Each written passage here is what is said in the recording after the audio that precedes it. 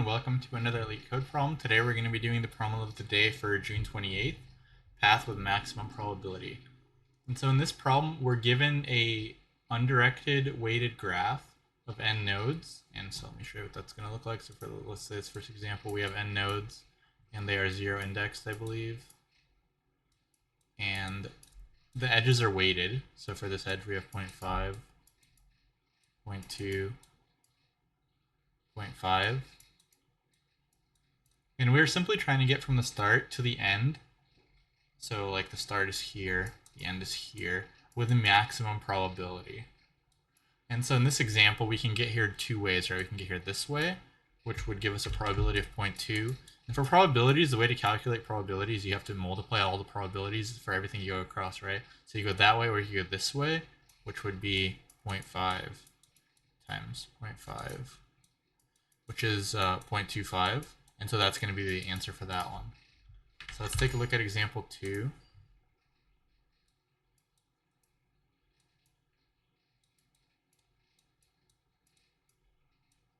Okay, so we have 0.3, 0.5, 0.5, and now we are trying to go from 0 to 2 again, so we're trying to go from here to here. Two ways again, right? We can go this way or we can go this way around. And so we know that the way around, which just like the other problem, it's going to be 0.25 when you multiply 0.5 by 0.5, but the right way is going to be 0.3. So we're going to want to go this way. And so that's pretty straightforward. Now let's look at the last problem. Okay.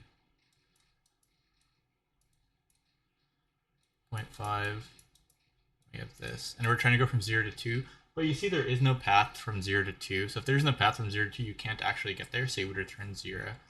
And so they ask, like, do this, get the maximum probability of success. And so if we think about it, how can we solve this problem? Well, it's actually pretty straightforward. So let's just draw this first example again. I could draw it with more nodes, but I think this is good enough. But let's just draw more nodes, right? So we have some nodes here, node 4 here. This is connected here. It doesn't really matter. Okay.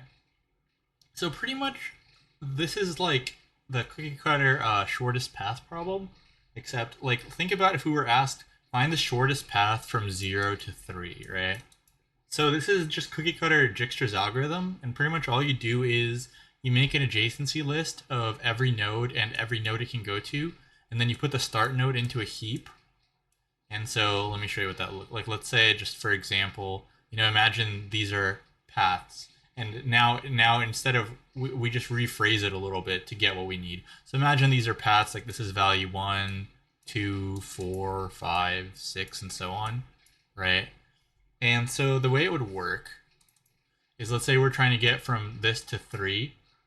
So all we would do is we would just put the paths into a heap to get the minimum path.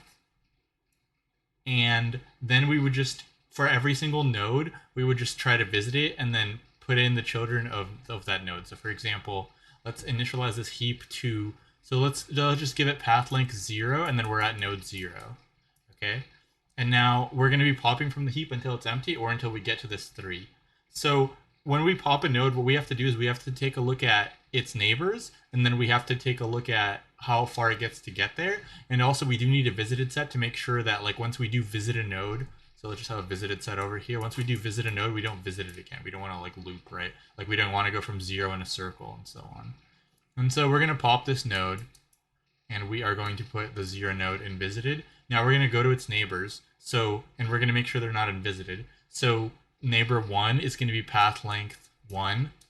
So 1, 1, and the path length is going to be, you want the path length to be over here, the left variable. And then the node needs to be the right variable. And then neighbor 4 needs to have path length 5, okay? So now in this heap, you're going to get the shortest path again. So the small, you want to sort by shortest path, because in this case, we want to ask for shortest path.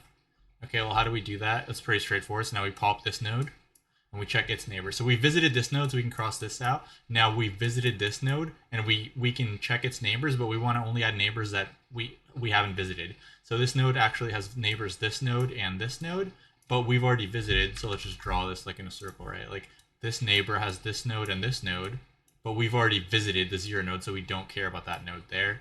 So we're just gonna need to pass this green node here, and we need to update the path. So the path was 1, now the total path is 3.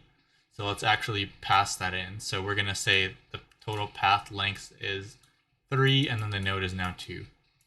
Okay, and so now we want to get the smallest thing from the heap again. Well, it's actually this 2 node. Okay, so let's get this 2 node. So we're gonna pop that, and now we're gonna keep going, right? So we got to this 2 node with path length 3. So we need to add its neighbors. So what are its neighbors? Let's just draw another color. Just draw like this. So it's these two are the neighbors. And so the nodes we're gonna add are 4 with path length. So this total path length should be 7. So path length 7, 4. And then the other node is this 3 with path length. So this was 3, so now we add 6, so it's 9. 9, 3. Okay, and now we pop the smallest node again. So the smallest path node is actually this 4 node for this path. And by the way, so far we visited 0, we visited 1, visited 2, right? And I think that's it. Yeah, we haven't visited 3 or 4, so we visited these nodes. So when you add them to visited only when you actually pop them from the heap, not when you add them to the heap. Because there can be cases where you might like add it to the heap really early, but then you might not actually want to go there, right? For something like this, like let's say we're trying to go from 0 to 3. Let's say this path is like 100, and then this is like, you know, this is node 1, node 2, node 3, whatever. And then these paths are all length 1. So actually, when you start at this node, you are going to pass this node 3 into the heap, but there might be a shorter way to get there, right? So actually, this should be node 3, but you get the point. Like this should be like this. There we go. Okay. And so that's why you don't want to mark a node as visited until you actually pulp it from the heap, because just because you put this path into the heap doesn't mean it's the shortest path, because the shortest path is actually all this way around. Okay, so let's get rid of that. So now we are going to keep popping nodes, right? So what's our shortest path? Well, it's actually this 4 node with path 5. So we're going to get rid of that. Now with this 4 node, we do need to put in the other nodes, because we have visited 0. So actually we have visited 0 and we have visited 2. So from this 4 node, we can't go anywhere else. So we're not going to add anything else. Now the next shortest path is this node again, and it's the 4 node, but we've already been at the 4 node. So if we've already been at the 4 node, we don't need to look at it again. Because once you visit a node, it's guaranteed with Jigsaw algorithm that you took the shortest path to get there. And we did do that, right? We took a path 5. So now we have this node, and this should be the solution. And so if you take a look at actually the picture, well, let's take a look at the paths. Yeah, so the shortest path is actually going to be this path right here. So it's 1, and then it's 2, and then it's 6. So that's total path 9. This path is also 9, so either one of those would be fine. Actually, sorry, this path would not be 9. This path would be longer, and that's why we didn't take it, right? This path is, like 15? But yeah, so it's pretty straightforward algorithm. We're gonna have a heap. We're gonna update paths. So now let's actually figure out. We need to do one more thing, however. So this is shortest path. Now let's just say we have the same example. So let's just say we have the same example, but we don't have a shortest path problem, right?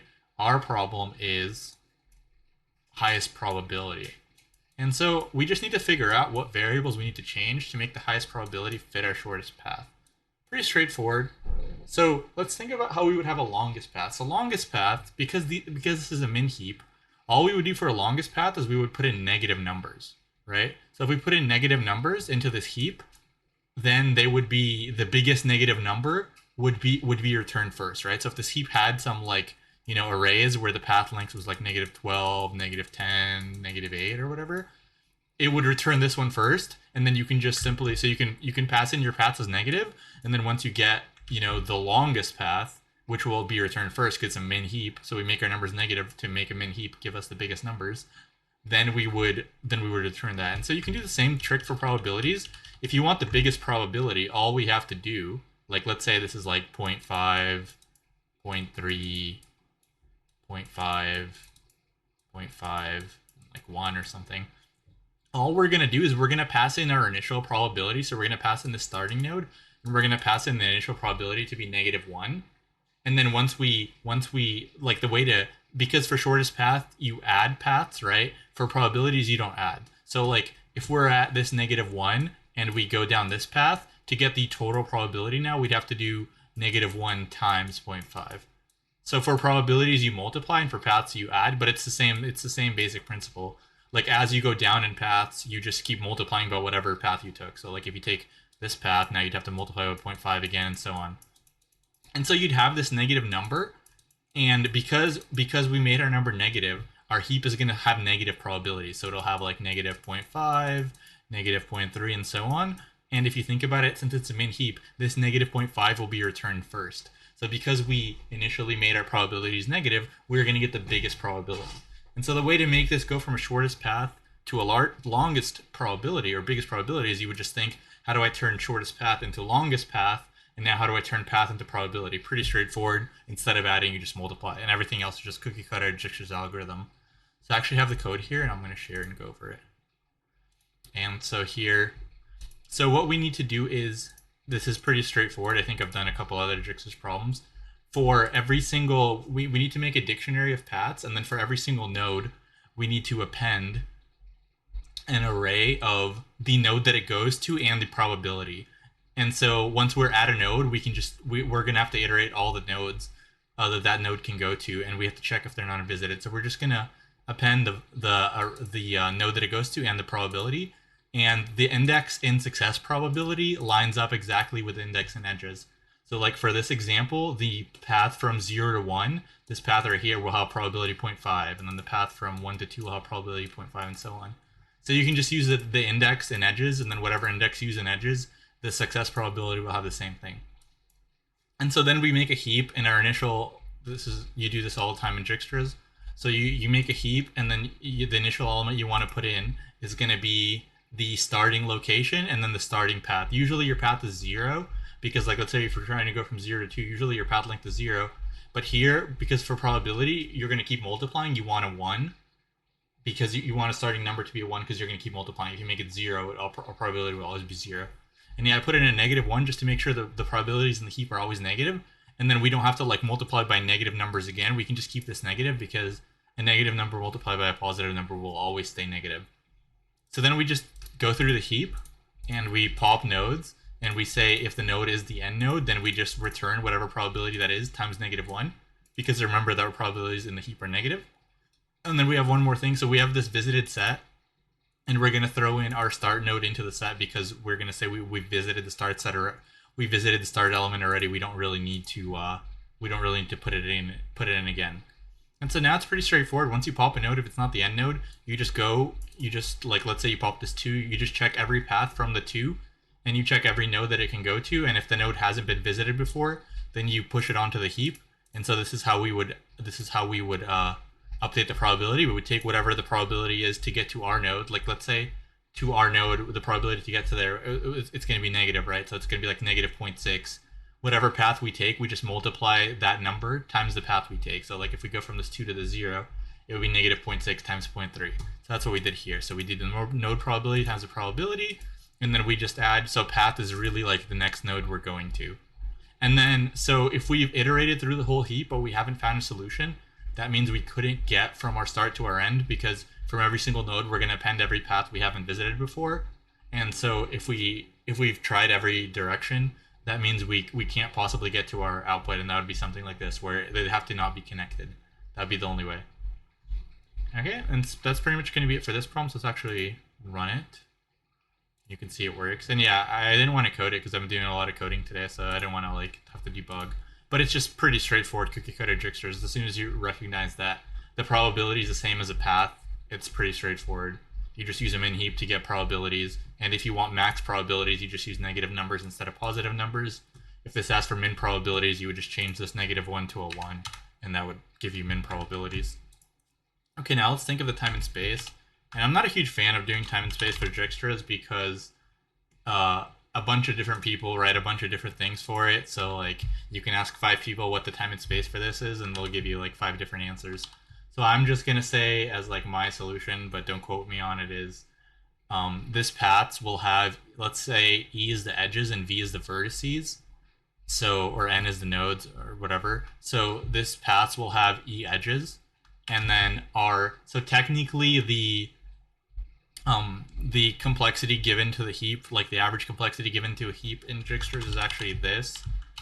But I do think that worst case scenario, every node will have, n minus 1 edges, or v minus 1 edges to every other node. So this would actually be e squared.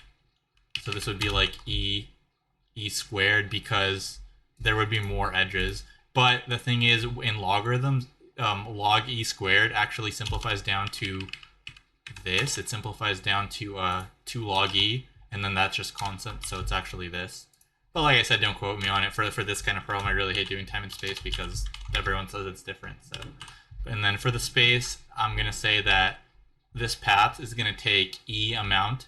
So it's going to take edges, amount of edges, because we store every single edge. And then the visited set is going to store every single node. And then the heap I think it can hold e amount of nodes. So it would be like e plus v, which would just be this. Right. So, and yeah, if you disagree with me, feel free to post in the comments. I'm not a huge fan of doing space and time for these kinds of problems for sure. Okay, and so that's going to be it for this problem. And if you liked it, then please like the video and subscribe to the channel. And I will see you in the next one. Thanks for watching.